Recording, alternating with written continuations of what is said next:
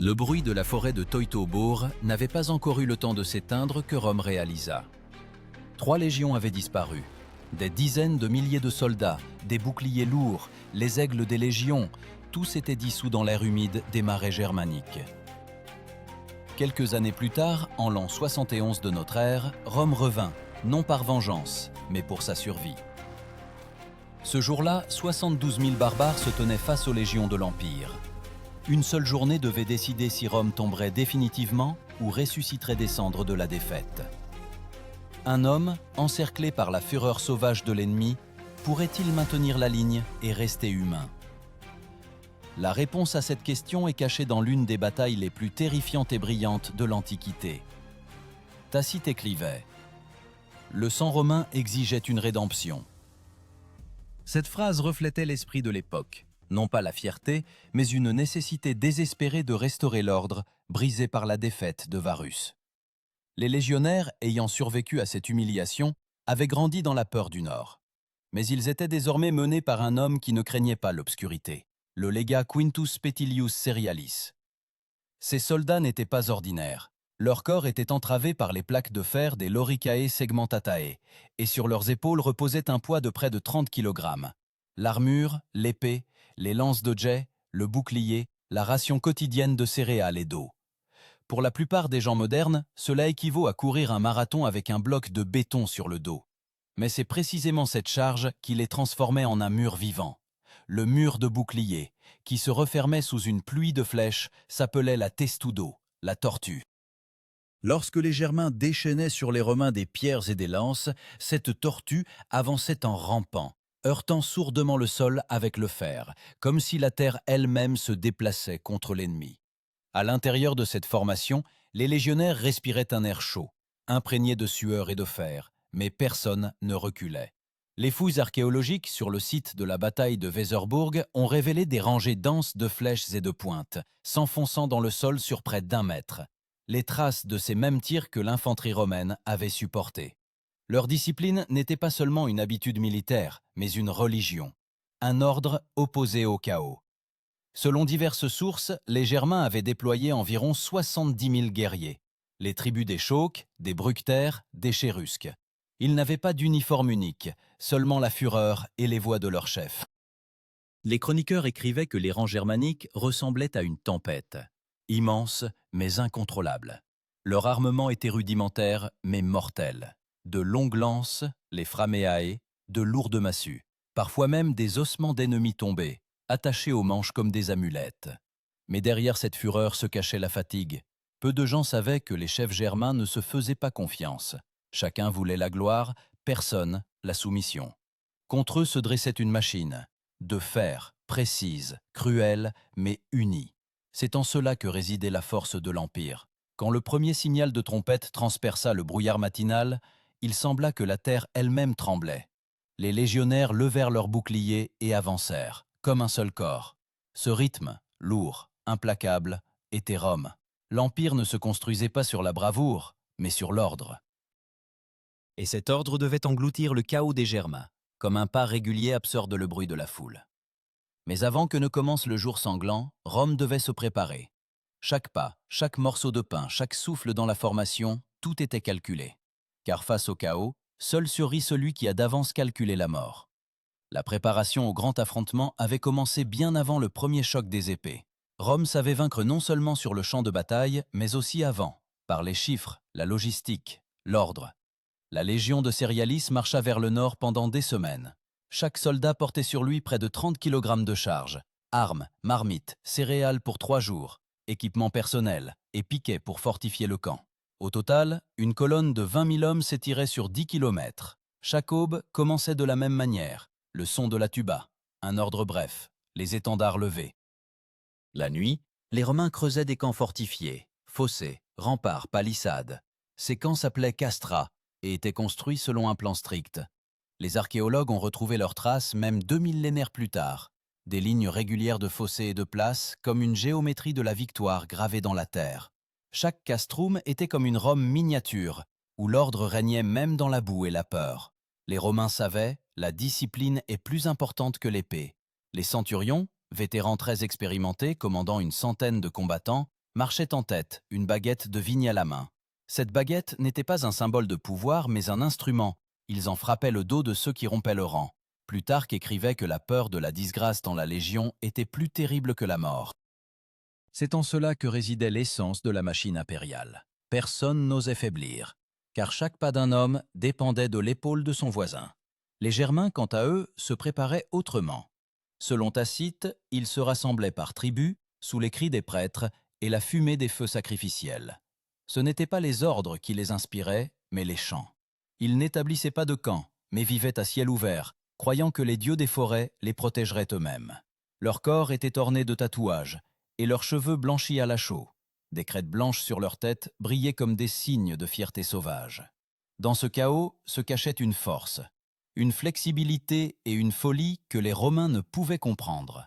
Les Romains appelaient de tels guerriers furor teutonicus, le délire des Germains. Ce terme est entré dans l'histoire pour désigner la fureur barbare qui pouvait balayer une formation si la discipline montrait une fissure. Mais Cerialis comprenait. Le chaos n'est pas effrayant s'il rencontre un mur, et il créait un mur non pas de pierre, mais d'hommes. Chaque légion était divisée en cohortes. Une cohorte, c'est 10 manipules, chacune de 2 centuries, de 80 hommes chacune. Toute cette structure était une machine parfaite. Quand la trompette appelait, chacun connaissait sa place, son arme, même son secteur de mort. Ce n'était pas seulement une armée, c'était un mécanisme vivant, où un seul homme valait des centaines de sauvages. À l'aube, la veille du combat, Rome se préparait à la dernière marche.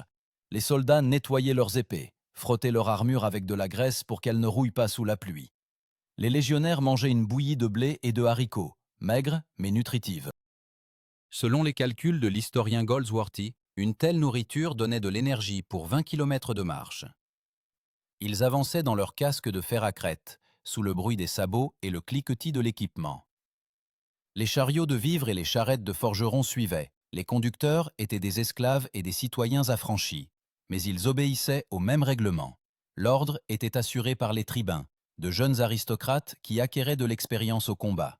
On leur confiait la tâche de transmettre les messages entre les centurions et le légat. La marche était une épreuve non moins difficile que la bataille elle-même. Les routes mouillées, le vent glacial des marais germaniques, le froid qui pénétrait sous l'armure. Tacite écrivait que les Romains marchaient comme à travers le souffle de la mort, mais ce souffle les rendait plus forts. Ils ne portaient pas seulement des épées, mais aussi Rome, son ordre, ses lois, ses traditions, la certitude que le monde barbare pouvait être dompté. Lorsque le soleil se cacha derrière le brouillard, les légionnaires s'arrêtèrent. Les signaux des trompettes annoncèrent « établir le camp ». La terre résonna sourdement sous les coups des pioches. 1 heure plus tard, un fossé, un rempart et une palissade s'élevèrent. Au centre, la tente du légat. À côté, les étendards et l'aigle de la Légion, symbole sacré dont la perte était considérée comme une honte pire que la mort. Les légionnaires se taisaient, mais chacun savait, demain, l'aigle s'élèverait de nouveau au-dessus de la terre où les légions de Varus étaient tombées autrefois. Cette nuit-là, beaucoup ne dormirent pas. Certains aiguisaient leur épée, d'autres murmuraient une prière à Mars, d'autres encore se contentaient de regarder dans l'obscurité. Derrière le rempart, on entendait les cris des Germains. Ils chantaient, appelaient les dieux, frappaient leurs boucliers. Le vent apportait l'odeur de la fumée et du sang. Les rituels sacrificiels avaient commencé.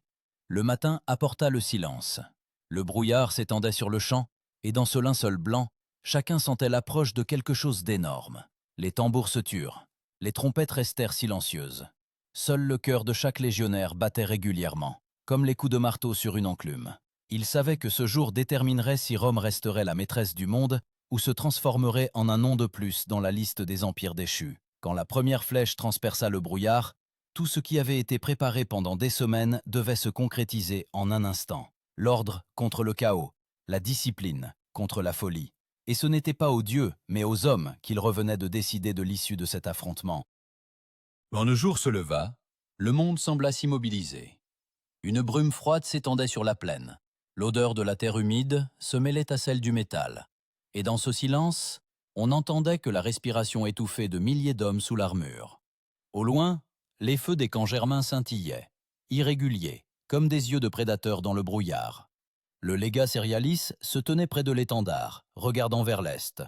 Sa tâche n'était pas seulement de vaincre, mais d'effacer la peur qui s'était installée dans l'âme des Romains après la catastrophe de Varus. Quand les trompettes donnèrent le signal, les légions avancèrent.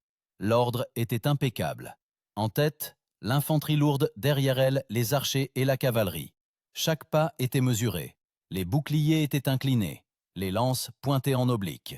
Ce n'était pas le mouvement d'une armée, mais d'une force de la nature, agencée sous forme humaine. Le sol tremblait, les oiseaux s'envolaient, et même le vent, semblait-il, marchait au pas avec la formation de fer. Le premier affrontement eut lieu au bord d'une petite rivière. Les Germains, dissimulés dans le brouillard, se ruèrent sur le flanc, espérant répéter le succès de Teutobourg, frapper soudainement et anéantir l'ordre. Leurs cris « Wodan, Donar !» déchirèrent l'air. Mais les Romains ne fléchirent pas. Le centurion leva un signe, une courte baguette de bois, symbole de commandement, et la formation se resserra. Le resserrement des rangs sous ce signal s'appelait la contiguation, une manœuvre où les guerriers réduisaient la distance entre leurs boucliers, transformant le premier rang en un mur impénétrable. Sous une grêle de framae et de lances, ce mur avançait, lentement mais inexorablement. Les Germains lançaient tout ce qu'ils pouvaient, lances, pierres, même des tisons ardents. Ils rugissaient comme des bêtes, mais l'acier romain répondait par le silence.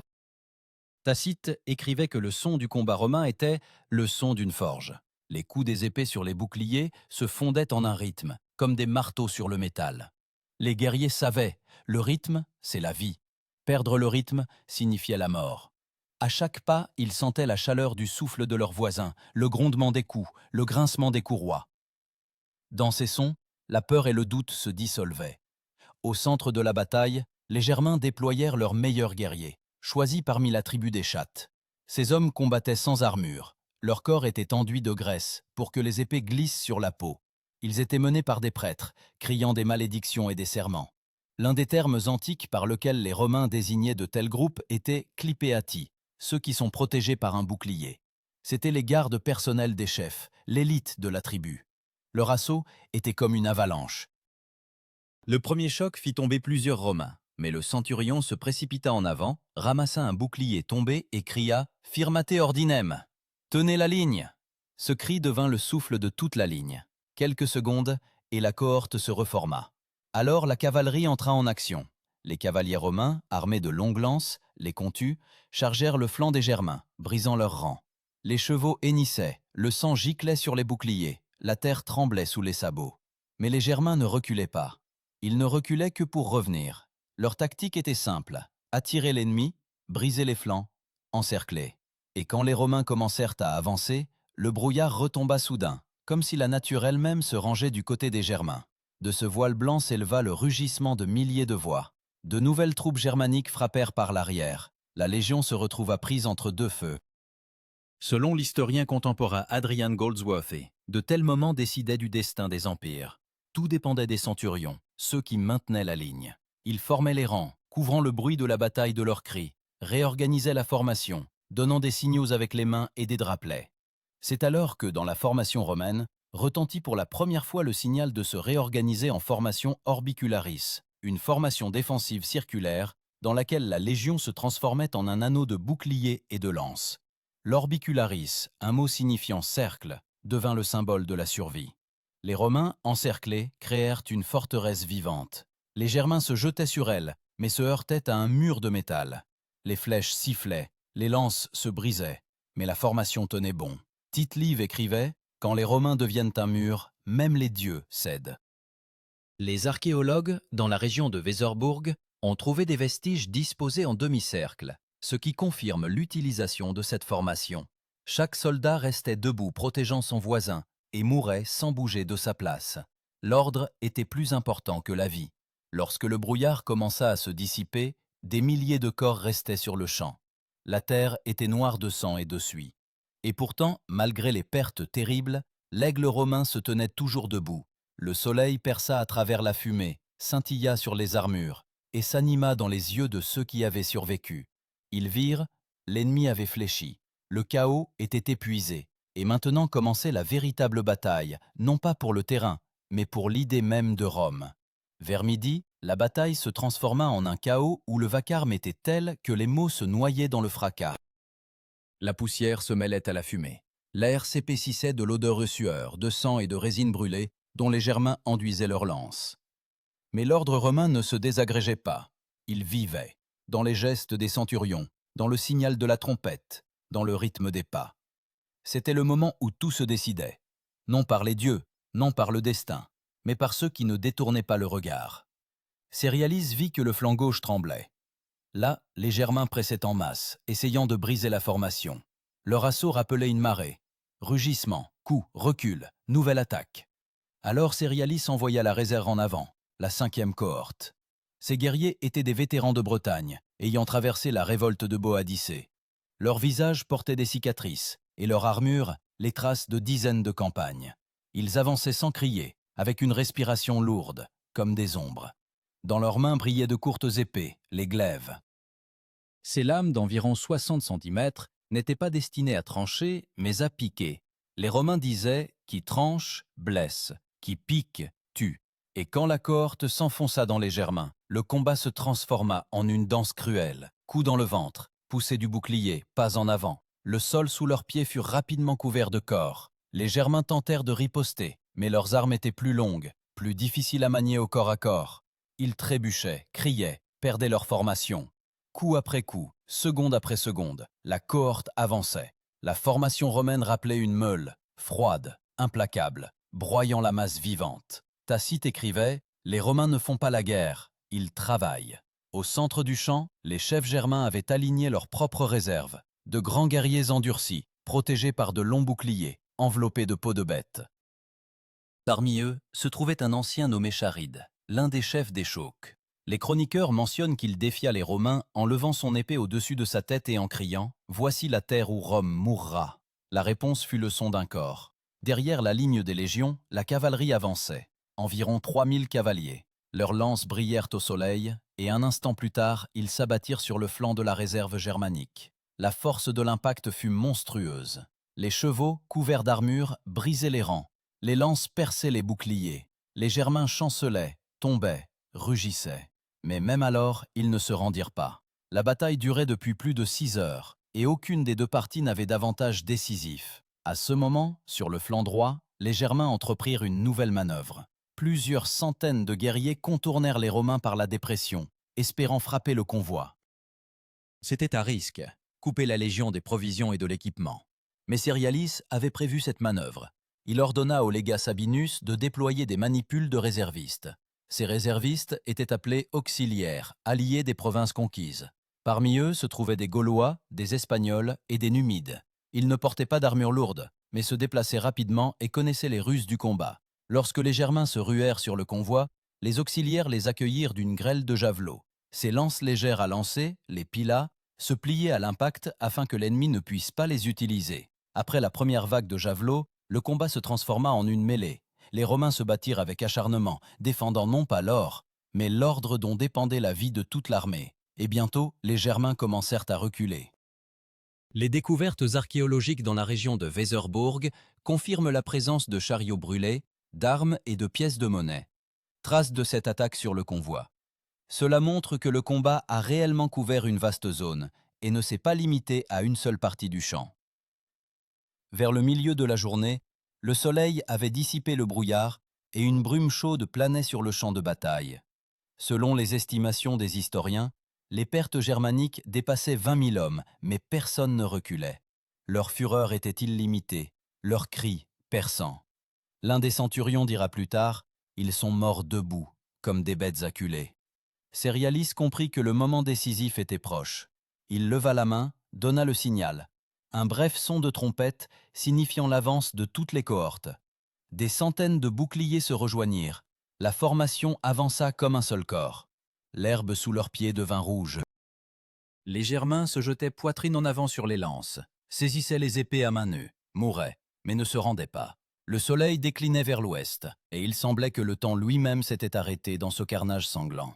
Tout ce qui autrefois séparait les hommes, la langue, la lignée, la foi, avait disparu. Seule restait la lutte pour respirer. Chaque pas coûtait une vie, chaque souffle était une victoire. Rome et les barbares s'entremêlaient dans une terrible symphonie. Coups d'épée, râles, cliquetis du métal. Mais dans cet enfer, l'ordre romain continuait d'exister. Lorsque les Germains tentèrent à nouveau d'encercler le centre, les trompettes retentirent de nouveau, donnant l'ordre de se réorganiser en coins. La formation Venum, le coin. Les guerriers resserrèrent leurs rangs en triangle et percèrent les masses ennemies, comme une lancelaire. Et cette manœuvre marqua le début de la fin pour les Germains. Le soleil se couchait. Le champ se transformait en une mer d'ombre et de fumée.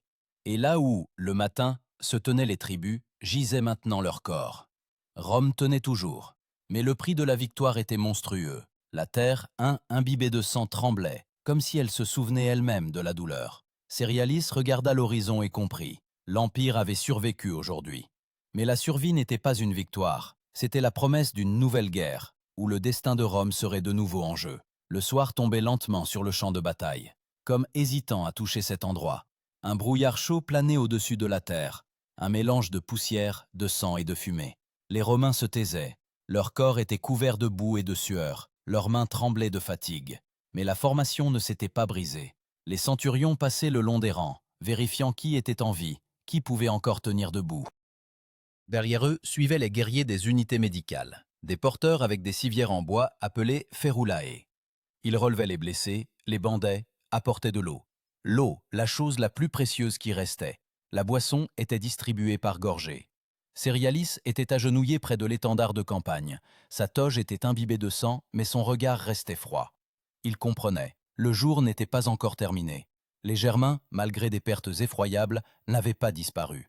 Des milliers de ceux qui étaient prêts à attaquer à nouveau la nuit restaient dans les forêts. Et si Rome permettait le désordre, la victoire se transformerait en catastrophe. Les légionnaires commencèrent à se fortifier de nouveau. Ils enfonçaient des pieux, montaient des tentes, érigeaient une palissade. Chaque campement du soir était comme un rituel, la preuve que l'ordre était vivant, même après le combat. Le soleil se couchait, et son reflet sur les armures ressemblait à du feu. C'était le feu de l'Empire, qui ne s'éteint pas, même quand tout s'effondre autour. La nuit, les Germains entreprirent une sortie désespérée. Environ 3000 guerriers, menés par les restes de la troupe de Charide, tentèrent de percer jusqu'au camp. Ils avançaient silencieusement, à la faveur du vent. Mais les Romains avaient des postes de garde, de petits groupes de soldats faisant leur service pendant 12 heures. Ces postes s'appelaient vexilla. L'un des sentinelles entendit un craquement de branches et donna l'alerte. Instantanément, les signaux se répandirent dans le camp. Les trompettes sonnèrent, les légionnaires se levèrent d'un bond. En quelques minutes, la formation était assemblée. La lune éclairait leurs casques, et il semblait que des centaines de visages argentés regardaient depuis l'obscurité. Les Germains se ruèrent avec un rugissement, jetant des torches, mais se heurtèrent à un mur de fer. Le combat ne dura que quelques minutes, mais fut le dernier sursaut de la folie barbare. Les Romains repoussèrent l'attaque, et les corps des ennemis furent empilés près du rempart. Au matin, Cérialis inspecta le champ. Selon diverses estimations, les Germains avaient perdu plus de 70 000 guerriers, les Romains environ 8 000. Tacite écrivait « Le champ était si densément jonché de corps que la rivière ne pouvait plus couler. Ce n'est pas une métaphore. Les archéologues ont trouvé des ossements humains et de chevaux dans des couches de limon, ce qui confirme l'ampleur du carnage. Après la bataille, les légionnaires enterrèrent les morts pendant 3 jours. Les Romains enterraient les leurs. Les ennemis étaient laissés aux oiseaux et aux bêtes. Pour les Germains, c'était une honte, une privation de repos après la mort. Mais pour les Romains, une leçon, un rappel à tous ceux qui décideraient de défier l'Empire. Au-dessus de la fosse commune, les légionnaires érigèrent une croix de bois, sur laquelle ils suspendirent une couronne de laurier. Ce n'était pas un geste de vengeance, mais un signe de purification. Rome rendait l'équilibre au monde. Il est intéressant de noter que des siècles plus tard, les archéologues ont trouvé dans ces lieux des fragments d'inscriptions mentionnant les noms des centurions tombés au combat. C'est une rareté. D'ordinaire, les noms des simples soldats n'étaient pas enregistrés. Mais, visiblement, cette bataille fut si terrible que même les fonctionnaires lui accordèrent une signification particulière. Depuis lors, les tribus germaniques ne se sont plus rassemblées en aussi grand nombre. Leur unité s'effondra comme une tour d'argile. Rome réaffirma son autorité sur le Rhin et rétablit ses garnisons. Mais la peur du Nord demeura à jamais. Même en ayant vaincu, l'Empire sentit que la limite de sa puissance ne se situait pas le long des fleuves, mais au-delà de la limite humaine. Cérialis le savait. Dans son rapport à l'empereur, il écrivait que « la fureur germanique n'est pas épuisée, elle ne fait que dormir ». Ces mots devinrent prophétiques. 100 ans plus tard, c'est du nord que déferleraient de nouveau les vagues de barbares qui détruiraient les murs de Rome. Mais alors, ce jour-là, il semblait que tout était sous contrôle, que l'ordre avait vaincu le chaos que l'Empire était éternel. Quand le soleil disparut définitivement, les légionnaires se rassemblèrent autour des feux. Ils mangeaient du pain sec, le buvant avec de l'eau, et se taisaient. Certains regardaient le ciel, où les étoiles scintillaient déjà. Un des vétérans dit doucement « Nous avons gagné, mais pourquoi ai-je l'impression d'être mort ?» Personne ne répondit. Car chacun comprenait, une partie d'eux était restée là, dans la boue, sous les corps des ennemis. Et pourtant Rome survécut. L'aigle de la Légion fut nettoyé du sang et de nouveau hissé au-dessus du camp. Un symbole qui avait survécu à des milliers de morts. À partir de ce jour, il signifiait non seulement le pouvoir de l'Empire, mais aussi son prix. Chaque clou dans ses boucliers, chaque goutte de sueur sous l'armure, chaque cri de douleur devint le fondement de ce qu'on appelait le mot « Rome ». Et bien que la bataille fût terminée, le silence n'apporta pas la paix, car la victoire ce jour-là ne signifiait qu'une chose, l'humanité avait de nouveau prouvé qu'elle était capable de se détruire elle-même pour l'ordre. Et quelque part au fond de la forêt, le vent agitait l'herbe, comme le souffle de ceux qui n'étaient pas revenus. Quelques jours après la bataille, le camp de Cérialis se transforma en une ville de bois et de sang. Les forgerons réparaient les armes, les médecins bandaient les blessés, les scribes rédigeaient les listes des morts. Chaque soir, lorsque le soleil disparaissait derrière les collines, de la fumée s'élevait au-dessus du camp. Les Romains brûlaient les restes des Germains. C'était un acte non de vengeance, mais de nécessité sanitaire, mais aux yeux des tribus du Nord, un sacrilège. Ils croyaient que les âmes des brûlés ne trouvaient pas le chemin de Valhalla. Ainsi, la discipline romaine engendra involontairement une nouvelle haine. Cérialis se tenait près du feu, un rouleau à la main. Il contenait un message pour Rome. En quelques lignes, victoire remportée. Les barbares sont dispersés. Les pertes sont grandes, mais l'ordre est rétabli. Il comprenait que ces mots figureraient dans les annales, où ne resterait qu'une formulation froide, ne transmettant ni l'odeur de brûlé, ni le poids des cadavres, ni les regards des mourants. L'histoire atténue toujours la douleur. La nuit, Cérialis eut du mal à s'endormir. Les visages de jeunes soldats lui revenaient en mémoire. Ceux qui riaient le matin et gisaient les yeux éteints le soir.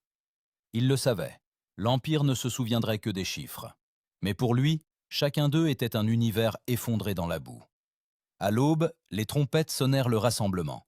Les légionnaires se mirent en rang et l'étendard de l'aigle s'éleva de nouveau. Au son des tambours, l'armée se dirigea vers le sud, laissant derrière elle un champ fumant, où l'herbe ne repousserait plus. Au vent claquaient des lambeaux d'étendards germains, dernier témoin d'une fureur que Rome avait su maîtriser, mais non anéantir. Ainsi s'acheva cette campagne, non pas par la gloire, mais par le silence, où résonnaient les pas de ceux qui s'en allaient.